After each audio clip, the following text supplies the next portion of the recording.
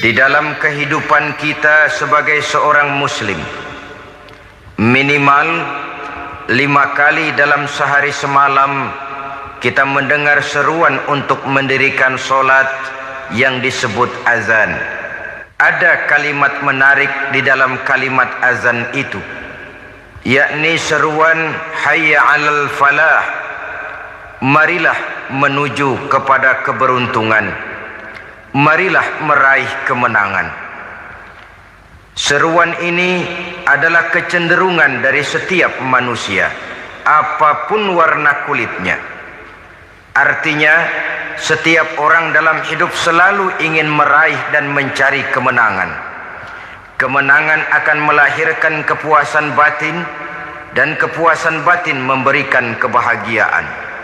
Sedangkan kekalahan melahirkan penderitaan batin, dan penderitaan batin menjerumuskan seseorang di dalam berbagai bentuk kerugian. Jikalau inilah seruan azan, maka masalahnya ialah apa yang menyebabkan kita meraih kemenangan.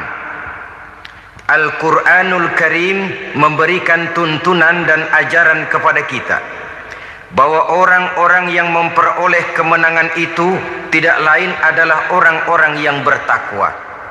Hanyalah mereka yang bertakwa kepada Allah Subhanahu wa ta'ala pada akhirnya akan tampil sebagai pemenang. Lalu siapa orang yang bertakwa itu? Dijelaskan dalam awal-awal Al-Baqarah, orang yang bertakwa yang akan meraih kemenangan. Pertama, allazina yu'minuna bil ghaib, yaitu orang-orang yang beriman kepada yang gaib, percaya bahwa ada alam yang gaib, alam yang abstrak, alam yang tidak bisa dijangkau oleh salah satu daripada panca indera kita. Mereka percaya dan beriman kepada adanya malaikat, beriman kepada adanya iblis dan jin, beriman kepada adanya alam kubur, beriman kepada adanya alam mahsyar, beriman kepada adanya alam akhirat, beriman kepada adanya surga dan neraka.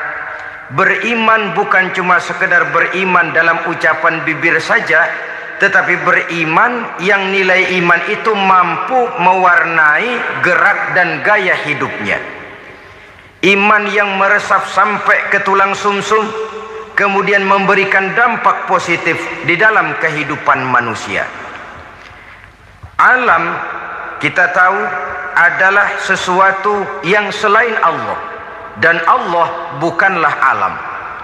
Apapun namanya selain daripada Allah, itu adalah alam. Alam pada hakikatnya terbagi menjadi dua. Ada alam syahadah, alam nyata, alam konkret, alam yang bisa dijangkau oleh salah satu indera kita. Kemudian ada alam ghaib, alam yang tidak bisa dijangkau oleh panca indera kita, alam metafisika, alam abstrak, alam yang wajib kita imani keberadaannya. Kita percaya bahwa malaikat itu ada, kita percaya kepada jin, bahwa jin itu ada, kita percaya kepada adanya iblis dan setan. Bukan percaya kepada iblis dan setannya, percaya bahwa iblis dan setan itu ada. Itu termasuk salah satu daripada sifat orang yang bertakwa kepada Allah. Kecenderungan pembangunan yang lebih bersifat materialistis biasanya menggeser aspek kehidupan rohani. Orang berpikir empiri, dan dalam pola pikir yang demikian, maka alam gaib tidak lagi mendapat perhatian. Aspek kehidupan yang bersifat rohaniah malah mulai ditinggalkan. Akibatnya terjadilah kepincangan di dalam kehidupan kita. Pernah ada satu pengalaman pribadi dalam perjalanan kembali ke tanah air. Dalam pesawat di sebelah kanan saya duduklah seorang Jerman, namanya Heiner Simonsen. Iseng saya ajak kenalan, saya ajak ngobrol, saya tanya dia. Saya bilang, Mas Heiner ini, Kalau pesawat yang kita tumpangi ini jatuh ke bawah, kira-kira apa yang bakal terjadi, Mas? Dia bilang, kita semua akan mati. Begitu? Iya. Oke. Apa itu mati? Tanya saya. Dia bilang, untuk tahu apa itu mati, kita harus tahu lebih dahulu apa itu hidup. Saya pikir nih bule bisa ngomong juga. Baiklah, kata saya. Apa hidup menurut Anda itu? Oh, hidup itu dia bilang, kalau seluruh anggota badan kita bekerja secara normal, paru-paru memompa darah secara normal, jantung berdetak secara normal, sel-sel tubuh bekerja secara fit, dan organisme tubuh hanya mau bekerja secara normal, dia bilang, kalau kita memberi makan yang cukup, menu yang teratur, dan gizi yang lengkap. Saya bilang, kesimpulannya apa, Ner? Dia jawab, hidup adalah dari tangan ke mulut. Life is from the hand to the mouth, kata dia. Hidup adalah dari tangan ke mulut. Jadi masalah hidup tidak lebih daripada masalah isi perut. Orang pergi pagi, pulang sore, peras keringat, banting tulang, perut yang dibelain. Saya bilang, you are wrong. Sampean salah, Ner. Kamu orang Islam bukan? Bukan. Pantas. Kenapa saya salah? Dia bilang, ya jelas salah. Salahnya di mana? Kamu ini manusia. Kalau hidup cuma dari tangan ke mulut, saya bilang, kambing di kampung saya juga begitu pikirannya, Ner. Itu kambing di kampung saya, asal perutnya kenyang, sudah hidup dia. Perkara besok bagaimana, lusa prospeknya macam mana, bulan depan ada apa, kambing nggak pernah mikir. Di kampung saya kambing juga pikirannya begitu. Kamu Kristen ya? Tadinya. Loh kok tadinya, lalu apa sekarang kamu ini? Dia bilang, sekarang saya netral. Saya tidak beragama, tapi saya percaya kepada Tuhan sebagai pencipta alam. Saya ingat benar dia bilang, I haven't any religious, but I believe to God as the creator of the world. Kenapa bisa netral begitu, Ner? Habis saya bingung, katanya. Islam bilang Islam baik, Kristen bilang Kristen baik, Hindu Buddha bilang Hindu Buddha baik, semua agama baik. Saya netral sekalian, nggak beragama. Yang penting saya percaya kepada Tuhan. Saya bilang, Ner, kamu ini kayak orang mau beli celana, lalu bingung. Yang satu bilang Levi's bagus, yang satu bilang Blue Jean hebat, yang satu bilang Wool England hebat. Celana ini hebat, celana itu bagus, celana ini hebat. Semua celana bagus, kamu bingung. Akhirnya netral, tidak pakai celana. Itu juga salah. Saya pikir-pikir, kemudian saya melihat bahwa dua pola berpikir Henner ini nampaknya sudah mulai menggejala di lingkungan masyarakat bangsa kita. Disadari atau tidak, secara jujur kita harus berkata, dua pola pemikiran Henner ini mulai berkembang di tengah masyarakat bangsa kita. Pertama, pola pikir materialisme. Hidup adalah dari tangan ke mulut. Masalah hidup tidak lebih masalah isi perut. Itu yang perlu dibela, dan disitulah arti kehidupan. Pergi pagi, pulang sore, peras keringat, banting tulang untuk mempertahankan perut. Kalau sudah kemari cara orang berpikir, maka buat apa percaya kepada yang gaib? Untuk apa sholat? Untuk apa puasa? Untuk apa zakat? Untuk apa menghadiri majelis taklim? Tanpa kepercayaan kepada yang gaib, hidup berjalan menurut alur empiris dan materialis. Kalau sudah ke sana cara orang berpikir, biasanya orang lalu cenderung menghalalkan segala cara. Hanyalah orang yang percaya bahwa akhirat ada. Hanyalah orang yang percaya bahwa alam kubur itu ada. Hanyalah orang yang percaya bahwa malaikat itu ada, hidupnya akan lebih terarah dan terkendali. Karena kepercayaan kepada yang gaib, yang merupakan fase daripada kehidupan setelah hidup yang sekarang ini, mewarnai gerak pribadi seseorang di dalam dia melakukan kegiatan hidupnya. pola berpikir materialisme, disadari atau tidak, mulai menggejala di lingkungan masyarakat bangsa kita. Hidup tidak lebih dari urusan tangan ke mulut, mulut ke tangan, tangan ke mulut. Asal perut sudah kenyang, hiduplah sudah. Perkara bagaimana prospek hari yang akan datang, bagaimana akhirat, tidak jadi persoalan. Ini yang oleh Nabi diperingatkan, ad-dunya sijnul mu'min wa jannatul kafir. Dunia adalah penjara bagi orang beriman dan surga bagi orang kafir. Dulu di zaman Belanda hadis ini pernah disalah tafsirkan, disalah artikan, digunakan sebagai senjata untuk mengkebiri dan membuat impoten umat Islam. Sudahlah umat Islam gak usah macam-macam, kata Belanda. Dunia ini kan penjara buat orang Islam, surga buat orang kafir. Di penjara jangan bertingkah.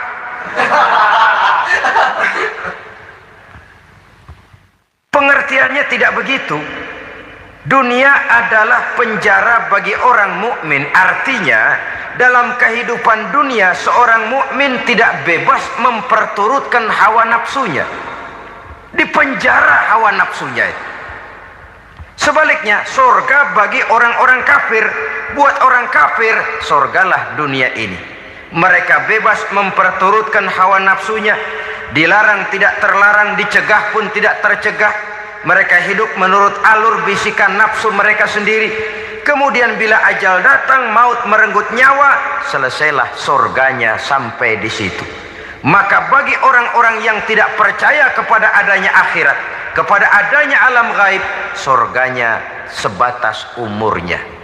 Sekali lagi, surganya sebatas umurnya. Bila umur selesai, ajal pun datang merenggut nyawa, selesailah sudah surganya sampai di situ. Alangkah pendeknya perjalanan orang-orang yang tidak percaya kepada alam gaib ini. Bagi kita mukmin, jikalau kita mampu memenjarakan hawa nafsu, kita bisa bahagia di dunia ini. Dan Islam memang tidak menyuruh kita sengsara di dunia. Raih dunia, kejar dunia, gapai dunia sebagai alat untuk mencapai kebahagiaan di akhirat nanti. Hidup adalah satu perjalanan panjang yang terbentang sejak kita terlahir dari alam rahim sampai kepada alam akhirat nanti. Andai kata kita gagal meraih kebahagiaan di dunia, toh kita masih punya akhirat. Tapi jangan jadi dalil yang melemahkan semangat. Biarin dah kita di dunia kebelangsak, yang penting akhirat. Akhirnya dunia benar-benar kebelangsak. Bagaimana dunia ini bisa kita raih, dan bagaimana meraih dunia untuk menunjang kepentingan akhirat nanti. Yang kedua, dari pikiran Heiner yang saya lihat menggejala di lingkungan masyarakat bangsa kita, timbulnya manusia-manusia netral. Seolah-olah Tuhan yes, agama no. Sama Tuhan percaya, agama ogah. Tuhan ngangguk, giliran agama godeng.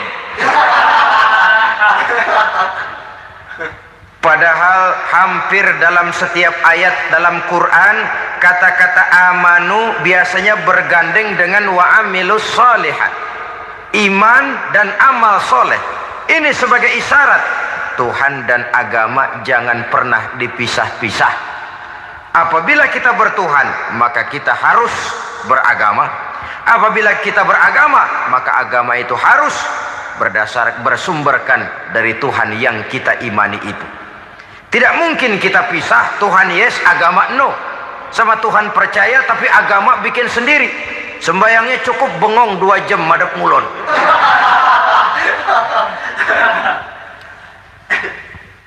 Saudara-saudara kaum muslimin rahimakumullah. Jadi dengan demikian, agama yang kita akui merupakan unsur mutlak di dalam pembangunan sekarang ini, merupakan bagian dari kehidupan yang menuntun kita bahwa di balik alam nyata ini, di balik alam syahadah ini ada alam gaib. Dan mudabbir, murabbi, yang mengatur, yang menguasai, yang memelihara baik dia alam nyata, baik dia alam gaib, tidak lain adalah Allah Subhanahu wa ta'ala. Di sana ada satu super power, satu maha kekuatan yang kita perlu bersandar kepadanya. Sebagai makhluk nyata yang hidup di alam nyata, berbuatlah secara nyata sebagaimana harusnya kita berbuat. Karena Islam jelas bukan agamanya orang pemalas.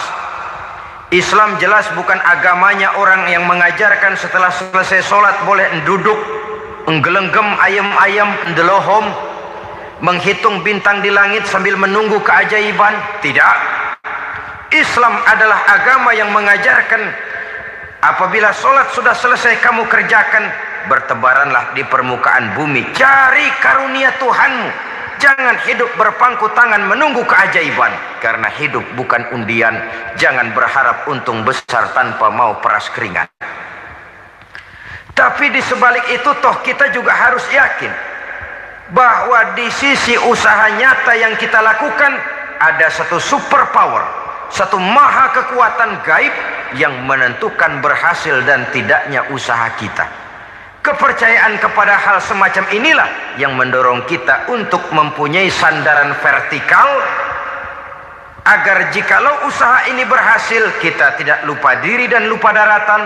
Jikalau usaha ini gagal kita tidak putus asa dan buruk sangka, tidak cupik pandangan dan sempit hati, tapi mampu melihat persoalan dengan kacamata putih sambil husnuzon kepada Allah Subhanahu wa ta'ala. Kita percaya malaikat itu ada. Ada yang namanya raqib dan atid, mengawasi gerak hidup kita sampai kepada gerak hati kita. Ini memberikan sugesti agar kita berhati-hati. Tidak sejengkal tanah pun kita bisa berlindung dari pengawasan raqib dan atid. Ada munkar nakir yang akan menyoal kita di alam kubur. Ada malaikat Malik, penjaga neraka. Ada malaikat Ridwan yang menjaga surga. Kita percaya kepada adanya jin. Kita percaya kepada adanya setan, iblis. Percaya kepada adanya, bukan mempercayai si setan, si iblis lalu menjadikannya sebagai teman. Tidak. Percaya bahwa mereka itu ada dan merupakan makhluk Allah yang gaib yang diciptakan Allah Azza wa Jalla. Kepercayaan kepada alam gaib memberikan motivasi terhadap gerak lahir manusia, sehingga dengan motivasi kepercayaan kepada yang gaib, gerak lahir jadi lebih terarah, jadi lebih terpelihara. Pernah seseorang bertanya, "Pak, apakah adanya akhirat bisa dibuktikan secara ilmiah?" Saya bilang tidak bisa, tidak bisa. Kenapa? Karena yang berangkat nggak pernah pulang kemari lagi. Kalau dia pulang kemari bisa kita tanya bagaimana enak di sono. Cuma secara moral saya katakan, lebih beruntung orang yang percaya kepada akhirat daripada yang tidak. Sekarang saudara percaya akhirat ada, lalu saudara baik-baik di dunia, sholat, puasa, zakat, menolong orang lain, menebarkan kebajikan. Saudara mati, andai kata akhirat tidak ada, toh dalam hidup saudara sudah berbuat baik. Paling tidak nama saudara akan dikenang sebagai orang baik. Sebaliknya, saudara percaya, kata saya, bahwa akhirat tidak ada, lalu hidup semau-maunya, tenggelam dalam maksiat dan munkarat, menentang Allah, tidak mau ruku dan sujud. Lalu saudara mati, kemudian akhirat ada. Ayo, mau apa? Bekal tidak punya. Jadi secara moral lebih beruntung orang yang percaya kepada adanya akhirat daripada yang tidak percaya. Dan itu alam gaib yang tidak bisa dibuktikan secara eksat. Jangankan untuk membuktikan seperti itu, dalam kehidupan sehari-hari saja yang kita rasakan tidak selalu berbentuk toh. Angin, bagaimana sih bentuknya angin? Kita tidak tahu. Merah, buktinya kalau dikerok merah. Yang merah itu kulit, yang kulit kita bukan anginnya. Sakit, rasa sakit itu ada, tapi bagaimana bentuk sakit kita nggak pernah tahu. Kalau kita makan cabai pedas, bagaimana bentuk pedas itu tidak ada, tapi rasa ada. Bentuk pedas hijau, cabainya bukan pedasnya. Tidak semua yang kita rasakan bisa kita gambarkan dalam bentuk yang konkret. Oleh karena itu, sekali lagi bahwa kepercayaan kepada alam yang gaib mampu memberikan satu sugesti yang menata kehidupan seseorang lebih lurus, lebih terarah, dan lebih terkendali. Maka wajar kalau kepercayaan kepada yang gaib mengantarkan seseorang untuk meraih kemenangan. Kenapa? Dia percaya kepada yang gaib, bahwa akhirat ada, bahwa alam kubur ada, bahwa pertanggungan jawab itu ada. Maka dia lalu tidak hidup saenae udele dewe, itu loh. Tidak hidup menurut seleranya sendiri, terarah, teratur. Ini cirinya yang pertama. Orang bertakwa yang akan meraih kemenangan, mereka beriman, mereka percaya kepada yang gaib. Bahkan hal-hal konkret saja selalu berangkat dari yang gaib. Saudara-saudara, para remaja, para pemuda sekarang ini tidak pernah tahu toh siapa yang akan jadi teman hidup saudara. Kita bisa saja ngerancang, mentargetkan, tapi toh akhirnya yang namanya jodoh bukan kekuasaan kita. Rezeki di luar kemampuan kita. Begitu juga ajal, maut, jodoh, ajal adalah contoh-contoh konkret bahwa pada akhirnya yang gaiblah yang menentukan. Bertahun-tahun ngelancong, emang jodoh seret, nggak jadi.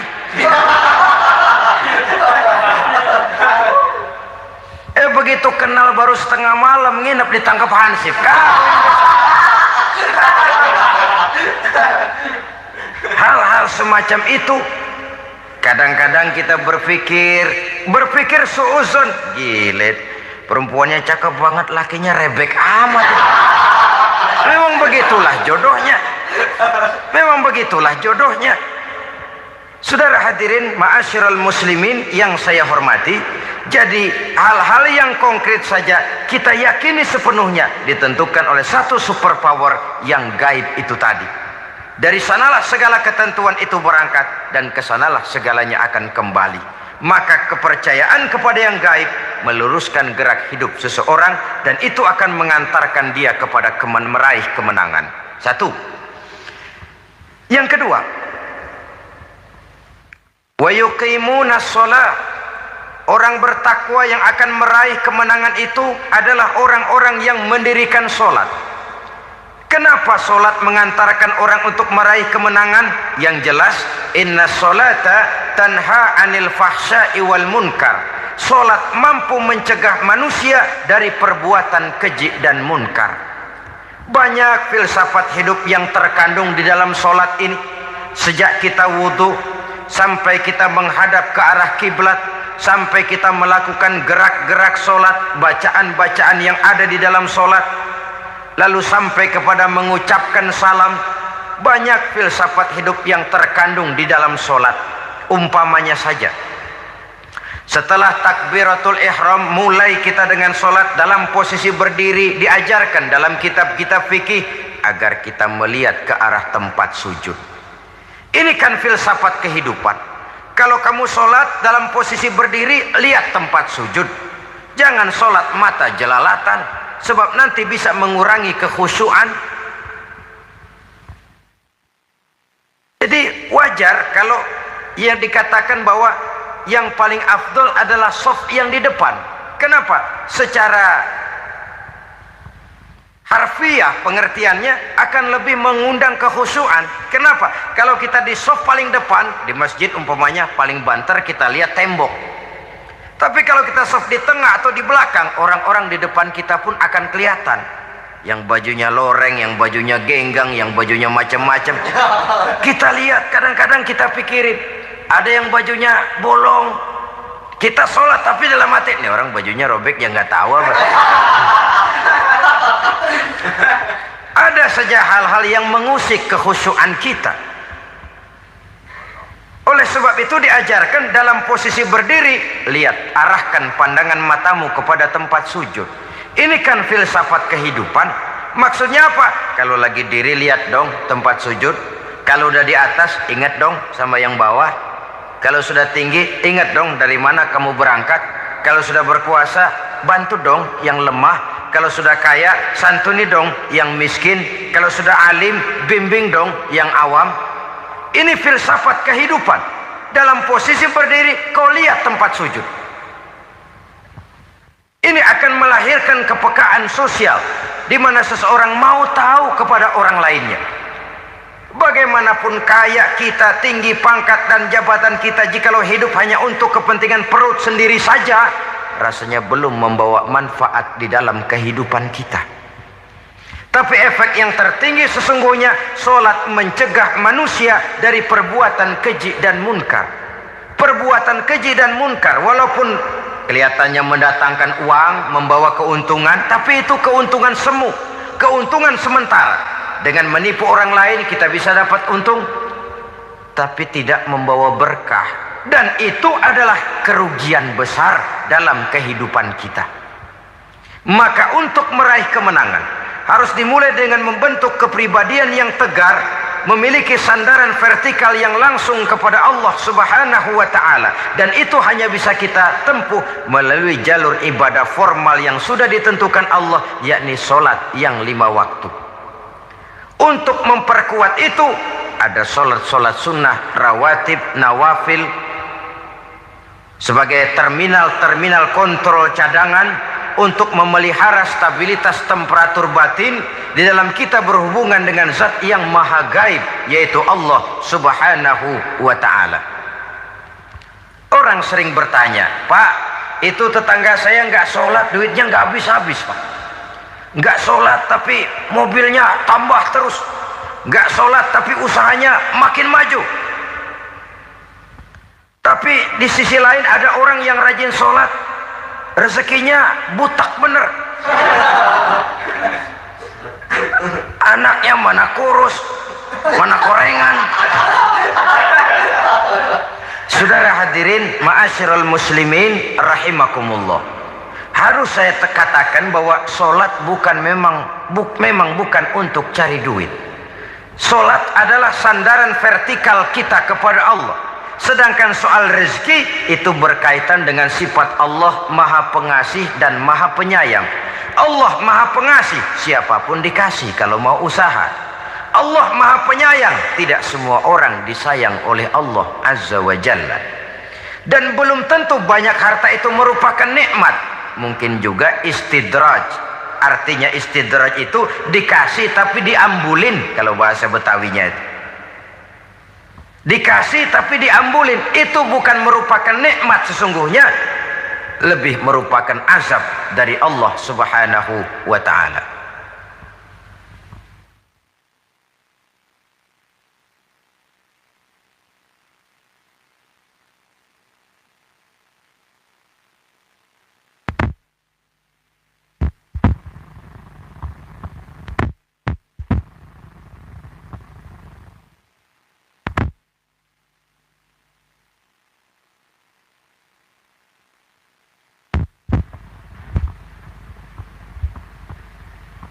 Agama mempunyai sistem solat, dan kita umat Islam telah dituntun oleh Allah Subhanahu wa ta'ala yang wajibnya 5 kali dalam sehari semalam mendirikan solat, dan itu tentu berada dalam jangkauan kemampuan manusia.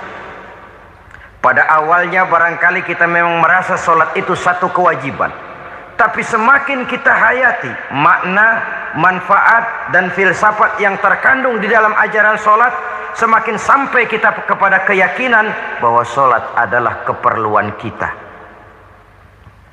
Sehingga pada waktu tertentu dinilai puncaknya, kita tidak lagi akan berkata saya wajib solat, tapi kita akan berkata saya perlu solat. Kalau kita sudah merasakan itu adalah keperluan kita, nah di sanalah kita baru akan merasakan ruginya kalau hal itu tidak kita laksanakan. Sepanjang kita masih berkata saya wajib sholat, kita akan lebih merasakan dia sebagai beban ketimbang sebagai keperluan. Yang jelas Allah tidak memerlukan ibadah yang kita laksanakan ini. Dengan kata lain, andai kata satu dunia penuh ini orang tidak ada yang sholat satu pun, Allah tidak akan turun dari jabatan Tuhan. Jangan lalu berpikir kalau kita ngambek se-RW kagak sembahyang Tuhan tekor kali ini ya. Tentu tidak. Itu perlunya kita, bukan perlunya Allah. Dan pada induknya kita akan berkata, saya perlu agama. Kalau secara induk kita sudah memerlukan agama, maka konsep-konsep yang ada di dalam ajaran agama itu pun adalah juga merupakan keperluan kita. Baik dia bernama sholat, baik dia bernama puasa, baik dia bernama zakat, baik dia bernama haji, seluruhnya adalah keperluan kita. Dan sesuatu yang kita perlukan, apabila tidak kita laksanakan, akan melahirkan kerugian di dalam kehidupan. Jangan heran kalau kita membaca riwayat perjalanan hidup para salafus soleh, orang-orang soleh. Ada yang tahajud sampai 100 rakaat, ada yang sholat malam kakinya sampai bengkak. Kita sekalinya bengkak biri-biri. Ada yang sholat membaca surah dalam Al-Quran sampai khotam Quran. Kok mau? Mereka sudah merasakan itu keperluan. Itu saja soalnya. Satu saat pun jikalau kita merasa bahwa itu keperluan saya, kita pun akan melaksanakan seperti itu. Keperluan saya dalam kehidupan. Inilah yang kedua. Yang ketiga, orang bertakwa yang akan meraih kemenangan itu, wa mimma razaqnahum yunfikun. Mereka membelanjakan sebagian daripada rezeki yang diberikan Allah kepada mereka. Mereka infakkan di jalan Allah. Ada satu dialog menarik. Satu hari seorang anak muda bertemu dengan seorang kakek-kakek yang sudah dikenalnya baik. Bertanyalah anak muda ini, "Kek, umur kakek berapa tahun?" 15 tahun, kata si kakek. "Anak kakek berapa orang?" 1. "Harta kakek berapa banyak?" 15 juta. Si anak muda ini bengong. Lalu protes, "Kok kakek bohongin saya?" "Kenapa?" "Saya tahu umur kakek 70 tahun. Kenapa ngaku 15? Saya tahu anak kakek 5. Kenapa bilang 1? Saya tahu kakek miliuner. Miliaran uang kakek. Kenapa ngaku cuma 15 juta? "Begini," kata si kakek tadi. "Benar, umur saya 70 tahun. Tapi dari umur yang 70 tahun itu baru 15 tahun terakhir ini saya merasakan ibadah kepada Allah. Meninggalkan maksiat, jauh dari segala macam munkarat. Maka yang 15 tahun inilah yang benar-benar saya rasakan sebagai umur saya. Benar anak saya 5, tapi yang 4 susah diatur. Cuman 1 rasanya nih yang bakal jadi si buah hati, belahan jantung, pelanjut cerita penerus sejarah. Cuma 1 ini yang saya harapkan, yang akan jadi anak soleh, yang akan membuat saya menerima pensiunan pahala. Kalau yang 4 apek dah, nggak ada harapan. Yang 1 nyekek botol melulu." "Oh begitu." "Iya. Lalu kenapa kakek bilang harta kakek cuma 15 juta padahal saya tahu kakek uangnya miliaran, depositonya banyak?" "Ya karena 15 juta itulah yang saya ingat yang pernah saya belanjakan di jalan Allah. Saya merasa itulah harta saya yang sebenarnya. Yang miliaran yang saya simpan di bank kelak, kalau satu saat saya mati, akan jadi rebutan di antara anak-anak saya. Iya kalau anak saya soleh kayak yang 1 ini. Kalau yang 4 tadi udah tulen dia bakal berantem dah berebut tuh." Jadi 15 juta yang saya belanjakan di jalan Allah inilah yang saya merasakan benar-benar harta saya yang sesungguhnya. Dialog ini patut menjadi bahan renungan kita bersama. Diberikan kita umur 40, 50, 60, 70, 80. Berapa tahun dari umur yang diberikan itu yang jalan mulus, yang kita gunakan untuk melaksanakan ibadah. Banyak harta kita simpan di bank, di lemari, di dompet, di tas. Tapi berapa yang sudah kita depositokan di jalan Allah yang akan menemani kita di hari kita kembali nanti?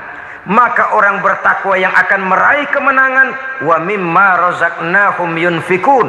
Mereka membelanjakan sebagian dari rezeki yang diberikan Allah di jalan Allah Subhanahu wa ta'ala. Ma'asyiral muslimin rahimakumullah. Zahirnya memang kita memberikan kepada orang lain, tapi hakikatnya kita menyimpan untuk diri kita sendiri. Kita memberikan kepada yatim piatu 25.000. Zahirnya kita memberikan si yatim, hakikatnya kan kita cuma nyimpan. Saya berikan, titip kepadamu, ini untuk saya di akhirat. Kau boleh belikan baju, kau boleh belikan untukmu makan, kau boleh bayarkan sekolahmu. Ini untuk saya. Hakikatnya kita nyumbang masjid 1 juta, zahirnya kita berikan kepada panitia masjid, tapi hakikatnya kan cuma titip 1 juta ya, untuk saya di alam kubur nanti. Silahkan kau boleh belikan semen, ini uang, belikan besi, belikan pasir. Saya cuma sekedar titip untuk kepentingan saya. Hakikatnya kita cuma sekedar menitip. Sebagaimanapun pada hakikatnya, apapun yang kita miliki dalam kehidupan kan cuma sekedar hak guna pakai, bukan hak milik mutlak. Harta kita, rumah kita, kendaraan kita, kebun kita, pabrik kita, hak guna pakai saja. Hak milik mutlak cuma untuk Allah Subhanahu wa ta'ala. Saudara-saudara kaum muslimin rahimakumullah, ini yang ketiga. Kemudian yang keempat, orang-orang bertakwa yang akan meraih kemenangan,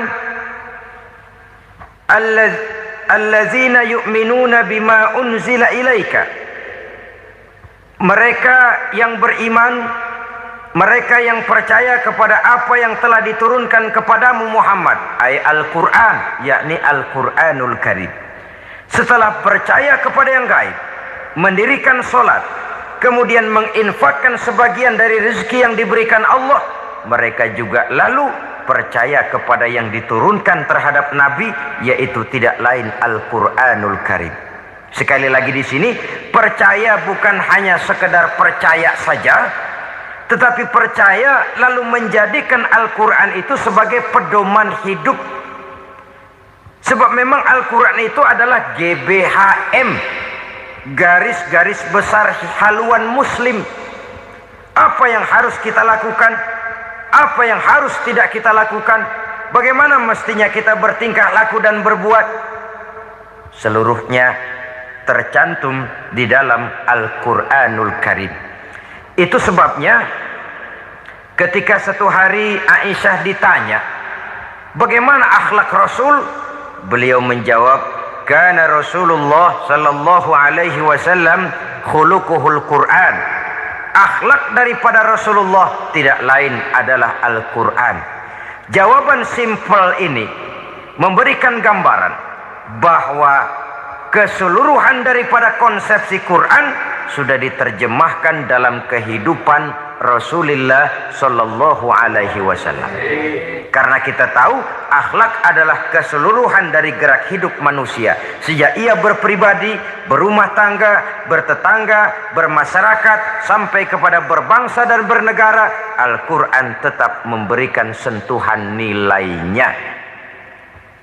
Oleh karenanya, orang-orang yang bertakwa adalah orang-orang yang menjadikan Al-Quran sebagai pedoman dalam kehidupannya. Dan kita yakini Al-Quran diturunkan kepada Nabi Muhammad bukan merupakan produk Nabi Muhammad. Isi dan redaksinya langsung dari Allah Subhanahu wa ta'ala. Kemudian cirinya yang kelima, orang bertakwa yang akan meraih kemenangan itu, wa ma unzila min qablika.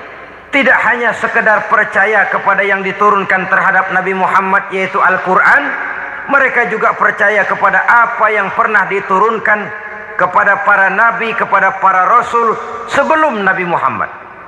Percaya kepada adanya suhuf, percaya kepada adanya Taurat, percaya kepada adanya Injil, percaya bahwa Allah dahulunya sudah menurunkan Taurat kepada Musa, percaya bahwa Allah sudah menurunkan Injil kepada Isa, percaya Injil ada, Taurat ada, diturunkan Allah untuk Isa dan Musa, tetapi tidak wajib mengamalkannya karena kita sudah diberikan Al-Quranul Karim. Ini yang perlu saya garis bawahi. Kita percaya Allah telah menurunkan Injil dahulu kepada Isa. Kita percaya bahwa Allah telah menurunkan Taurat dahulunya kepada Nabi Musa. Kadang-kadang ini dijadikan dalih, dikacaukan pengertiannya. Quran saja mengajarkan bahwa orang yang bertakwa harus percaya kepada Injil, maka pakailah Injil. Apalagi kalau ayat sebelumnya ditilap, dihapus, dihilangkan, Injilnya yang ditekankan, maka akan terjadilah penekanan yang salah arah. Karena salah arah akhirnya bisa merusak dan menghancurkan akidah. Ketika Rasul suatu saat pernah ditanya orang, "Ya Rasul, bagaimana sikap kita sebagai muslim terhadap Injil yang ada sekarang?"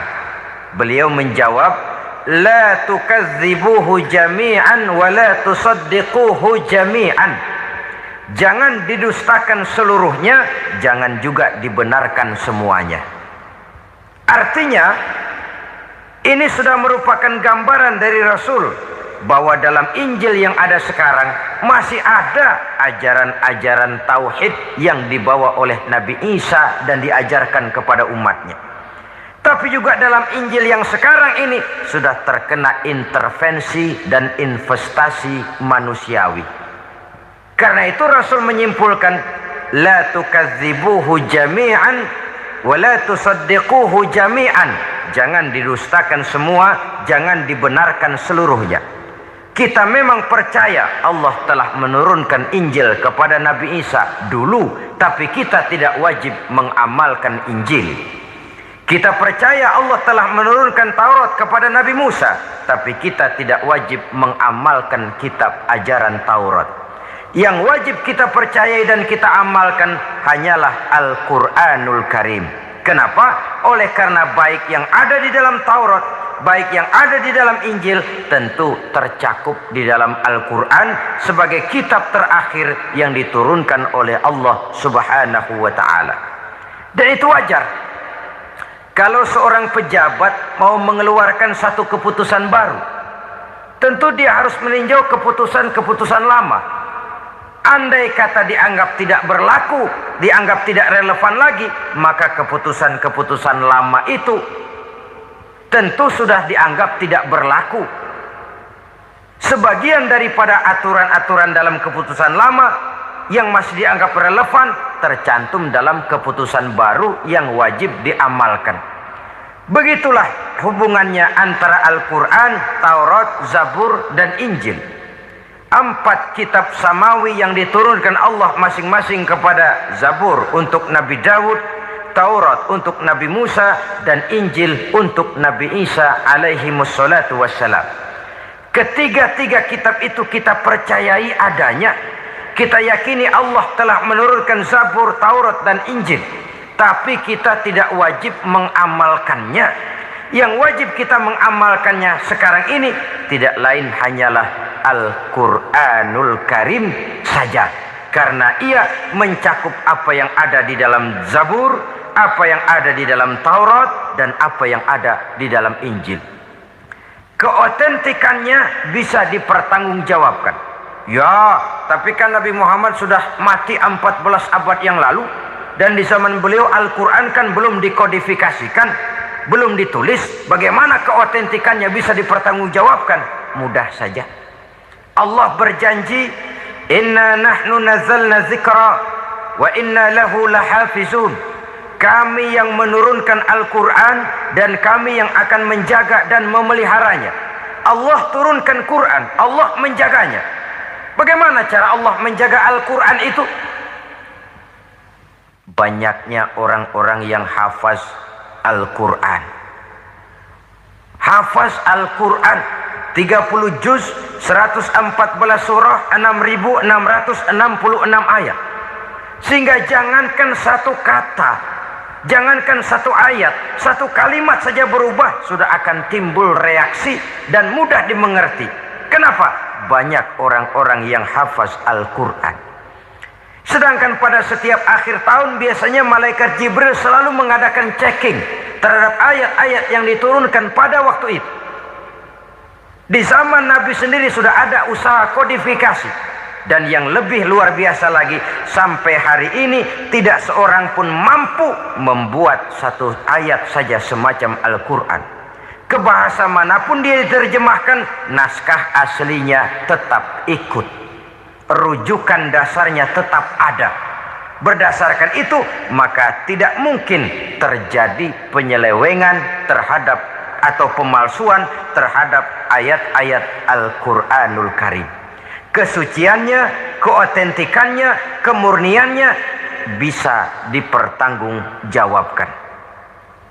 Ma'asyiral muslimin rahimakumullah. Oleh karenanya, konsepsi dasar daripada ajaran Islam ini memang tidak lain adalah Al-Quran dan Sunnah. Isi daripada agama Islam yang merupakan iman, Islam dan ihsan, konsepsi dasarnya tidak lain adalah Al-Quran dan Sunnah Rasulullah Sallallahu Alaihi Wasallam. Maka yang kita perlukan sekarang ini adalah terjemahan Al-Quran di dalam kehidupan kita. Dengan demikian, maka gaya kehidupan yang lebih Qurani itulah yang kita dambakan. Kita perlu memang terjemahan Quran dalam bahasa Inggris, dalam bahasa Belanda, dalam bahasa Jepang, tapi yang lebih kita perlukan adalah terjemahan Quran di dalam kehidupan kita. Konsekuen, tidak memanipulasi, ringan sama kita jinjing, berat sama kita pikul. Jangan kalau lempengan ayat Quran tuh kira-kira enak diamalin, keras teriakan kita. Giliran kira-kira ayat Quran itu mukul kepala kita sendiri, diam kita. Itu ciri yang pernah disindir Allah dalam awal-awal Baqarah juga. Ciri beragamanya orang yang munafik. Kullama adha'a lahum masyawfih, kata Allah. Wa iza azlama alaihim qamu. Apabila terang mereka jalan, apabila gelap mereka berhenti. Artinya, kalau kira-kira di Islam nguntungin, rame-rame pada teriak Islam. Tapi ketika diminta untuk berjuang, ketika dituntut untuk berkorban, rame-rame mengundurkan diri. Nasib agama tidak ubahnya seperti daun pisang yang dikait orang di tepi jalan lantaran tak berpayung di ketika hari hujan. Manakala hujan usailah sudah, daun itu pun dicampakkan di tepi jalan, diinjak pula orang nan lalu.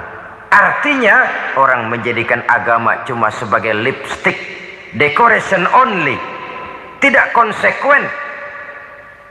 Hanya pada saat-saat kelihatannya Islam membawa keuntungan, rame-rame orang teriak-teriak tentang Islam.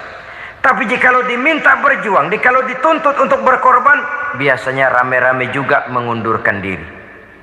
Jangan heran kalau mayoritas hitungan kita, tapi minoritas peranan kita. Kuantitas kita dalam jumlah, tapi dalam kualitas kita lebih sering jadi penonton daripada jadi pemain. Padahal itu sangat tidak boleh terjadi. Umat Islam di Indonesia harus bangkit. Umat Islam di Indonesia harus sadar akan keberadaannya. Tidak boleh hanya jadi penonton berpangku tangan, karena memang agama kita juga mengajarkan untuk konsekuen di dalam menjabarkan ajaran-ajaran daripada agama kita. Kita sering jatuh menjadi umat yang lemah oleh karena kita ini tidak pandai menggalang kebersamaan yang diakibatkan tidak konsekuennya kita. Diistilahkan bahwa umat Islam di dalam menggalang kebersamaannya itu harus seperti orang main sepak bola. Saudara-saudara kan tahu orang main sepak bola itu. Orang main sepak bola, kalau pertandingan belum dimulai sih silakan saja kumpul di luar lapangan, atur strategi yang baik. Tapi kalau pertandingan sudah dimulai, turun ke lapangan hijau, jangan kumpul terus. Ada sepak bola gotong royong, mundur-mundur rame-rame, depan ke depan kumpul melulu mainnya. Kalah. Orang main sepak bola itu ya harus ada penyerang tengah, harus ada penjaga gawang, harus ada strikernya, harus ada kiri luarnya, kanan dalamnya yang jadi backnya. Posisi boleh bermacam-macam, tapi yang penting saling ngoper untuk menggolkan gawang lawan. Begitulah umat Islam ini. Boleh ada yang jadi pejabat, boleh ada yang jadi pengusaha, boleh ada yang jadi petani, silakan ada yang jadi seniman, ada yang jadi penyair, ada yang jadi artis sekalipun. Tapi kalau sudah berhasil menguasai bola, jangan lupa operannya. Operan itu yang langka. Kita ini muslim kadang-kadang kalau sudah memegang menguasai bola, kalau belum mau mampus, belum mau ngoper. Nanti kalau sudah nggak punya bola, baru mau ngoper. Kalau sudah dengar-dengar mau dekat pensiun, baru mau jihad, baru mau berjuang, baru mau ngurus pesantren. Tanda tangan sudah tidak laku, memo sudah tidak dihargai, baru mau berjuang. Kemarin kemana, Mas? Kita tidak pandai memanfaatkan posisi. Dengan kata lain, kalau kembali kepada persoalan kita, konsekuensi kita terhadap agama yang kita anut ini belum ideal. Kita masih lebih sering berislam ini pada saat-saat yang menurut perhitungan kita membawa keuntungan. Tapi kalau diminta berjuang, dituntut berkorban, yang itu pun hakikatnya adalah untuk kepentingan kita juga. Allah tidak pernah menuntut kita untuk jihad bagi kepentingan Allah, itu tidak. Berjuang menegakkan agama Allah, apakah untuk kepentingan Allah? Tidak. Untuk kepentingan kita. Sebab nilai-nilai jihad itu pada akhirnya akan membawa kita kepada satu kebahagiaan. Setidaknya kalau tidak di dunia, tentu di akhirat sebagai syahid. Oleh karena itu, pada bagian akhir ini saya ingin mengajak, marilah kita konsekuen. Sekali kita berkitabkan Al-Quranul Karim, mari dia kita jadikan pedoman. Jangan cuma kita jadikan sebagai penghias dinding, pelengkap rumah, bahwa di rumah kita ada Al-Quran, tapi yang baca kecoa. Habis pada bolong tuh Quran. Yang penting kan punya Quran. Ditaruh di pintu rumah. Biar apa? Biar kuntilanak kagak masuk katanya. Ya apa itu nasib Quran? Cuma kerjanya jaga pintu, ngusir kuntilanak, ngusir memedi. Bagaimana kita hidup menurut tuntunan Al-Quran? Kadang-kadang tidak pernah menjadi masalah bagi kita. Maka bagaimanakah Al-Quran akan mungkin membawa keberkahan dalam hidup kalau ajarannya kita injak-injak dalam keseharian kita? Mewujudkan gaya hidup yang lebih Qurani, itulah yang akan kita rintis di dalam kehidupan kita. Bertahap, step by step, menurut kemampuan yang ada pada kita. Jika jalan ini tidak bisa kita selesaikan, percayalah akan ada generasi penerus yang akan melanjutkan usaha dan cita-cita mulia itu. Jadi percaya kepada Taurat, percaya kepada Injil, sekadar percaya Allah dahulunya sudah menurunkan itu. Tapi kita tidak wajib mengamalkannya. Kenapa? Generasi Injil masa berlakunya sudah kedaluwarsa. Taurat masa berlakunya sudah kedaluwarsa. Injil pernah berlaku untuk orang Nasrani di zaman Nabi Isa. Taurat pernah berlaku untuk orang Yahudi di zaman Nabi Musa. Setelah generasinya berlalu, datang Rasul penutup yang membawa Al-Quranul Karim. Maka Al-Quran itulah yang berlaku menjadi pedoman sampai hari akhir nanti.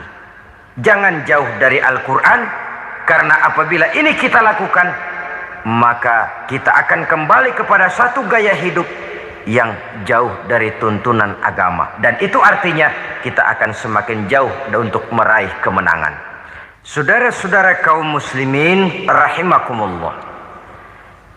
Yang keenam, yang terakhir, orang-orang bertakwa yang akan meraih kemenangan itu wabil akhirati hum yuqinun. Mereka percaya, mereka yakin seyakin-yakinnya akan adanya hari akhir, di mana seseorang akan mempertanggungjawabkan seluruh perbuatannya di dalam hidup ini. Dan tidak ada satu perbuatan yang bagaimana kecilnya sekalipun, yang tersembunyi dalam pandangan manusia, yang tidak akan dibukakan persoalannya di mahkamah Qadi Rabbul Jalil di akhirat nanti. Itulah sebabnya maka percaya kepada akhirat disebut secara khusus. Padahal di awal tadi sudah dijelaskan yu'minuna bil ghaib, percaya kepada alam gaib, dan alam gaib ini termasuk akhirat. Kenapa pada bagian akhir disebut lagi akhirat? Karena ternyata bahwa kepercayaan kepada adanya akhirat merupakan induk dari kepercayaan terhadap adanya malaikat, setan, jin dan lain sebagainya. dan akan lebih memberikan sugesti dalam kehidupan manusia untuk meluruskan gerak hidupnya. Jikalau satu saat tergerak hati akan berbuat kejahatan, ingin mencuri, sadarlah, awas ada akhirat. Sebab kalau kita cuma teriak awas ada polisi, itu cuma tertunda sementara. Begitu polisi meleng, embat. Kalau kita ingin berbuat jahat cuma berteriak awas ada hansip, cuma sementara ketika hansip itu ada. Tapi kalau ceritanya awas ada akhirat, mau menyeleweng awas ada akhirat, mau berjudi awas ada akhirat, mau mencuri awas ada akhirat. Keyakinan yang akan meluruskan gerak hidup manusia